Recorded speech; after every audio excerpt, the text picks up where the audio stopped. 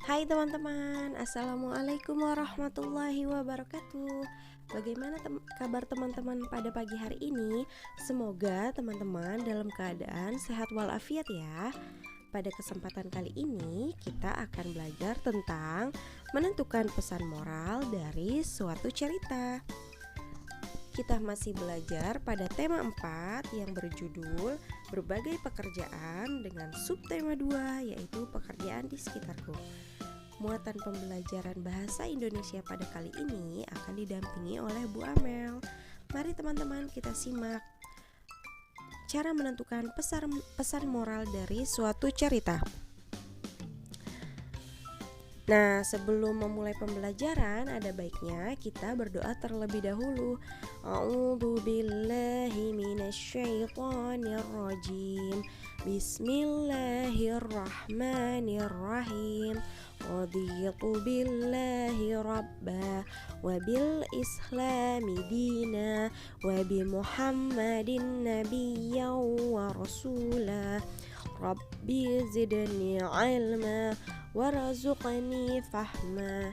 Amin ya rabbal alamin. Oke teman-teman, kita mulai pembelajaran kita pada pagi hari ini ya.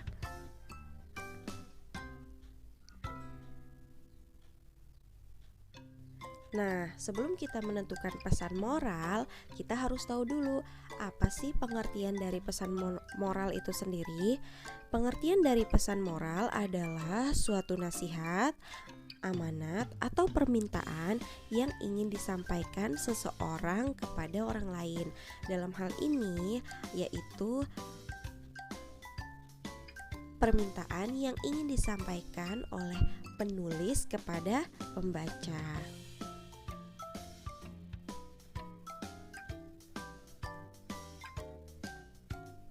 Nah, bentuk pesan moral itu bisa 4 macam bentuknya, yaitu bisa berupa saran, bisa berupa nasihat, bisa berupa pesan, ataupun anjuran.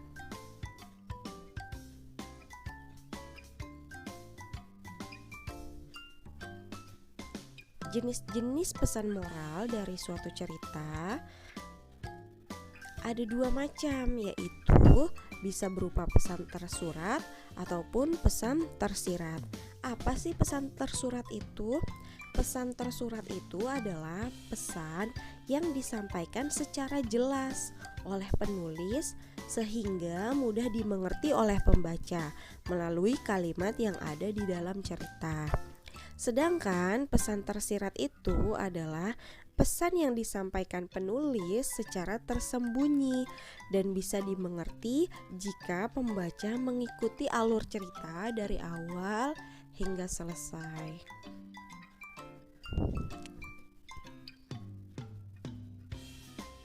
Nah, bagaimana cara menentukan pesan moral?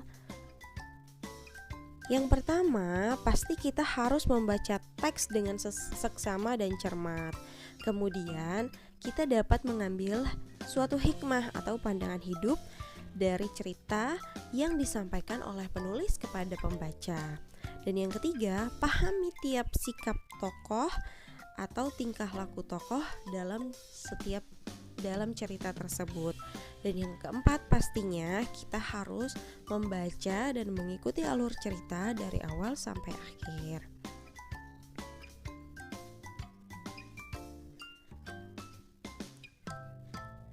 Nah, teman-teman, setelah ini mari simak cerita yang akan Bu Guru tampilkan.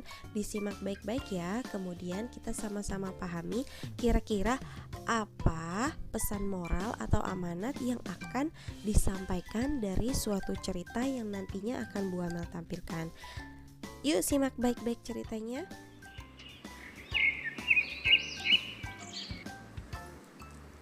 Pada suatu hari, ada seekor singa yang berkuasa di hutan. Setelah makan, si singa tertidur di bawah pohon yang rindang. Tikus yang melihatnya berpikir untuk bermain-main di atas singa. Kemudian si tikus bermain seluncuran dan melompat-lompat di atas si singa. Tiba-tiba singa terbangun karena ada yang mengganggu tidurnya.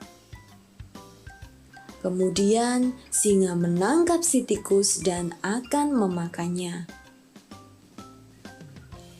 Tikus meminta maaf, memohon agar dilepaskan, dan berjanji akan membalas budi kepada singa suatu hari nanti jika singa melepaskannya.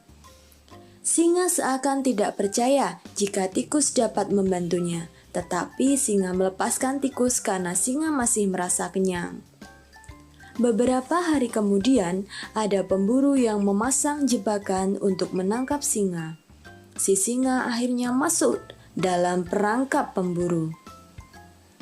Singa berteriak minta tolong hingga terdengar oleh si tikus. Tikus mendatangi singa, kemudian dia menggigit tali perangkap hingga singa dapat terlepas.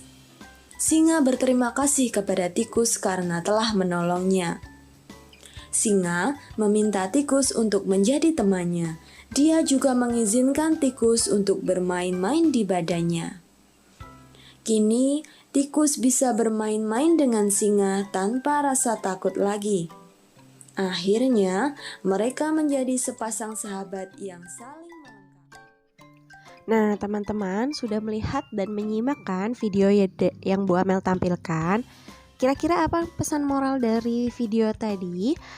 Pesan moralnya ada 2. Kepada sesama kita harus selalu berbuat baik dan tidak boleh mudah marah. Pesan moral ini bisa kita dapatkan dari sikap atau perilaku sang singa. Dan yang kedua, kepada sesama kita juga harus saling tolong-menolong. Dan jangan lupa agar senantiasa membalas budi baik seseorang yang pernah menolong kita. Pesan moral di sini bisa kita dapat dari sifat tokoh sang tikus. Oke teman-teman, terima kasih telah menyimak pembelajaran dari Bu Amel. Sekian dulu pembelajaran kita pada pagi hari ini. Wassalamualaikum warahmatullahi wabarakatuh. Assalamualaikum, sampai jumpa.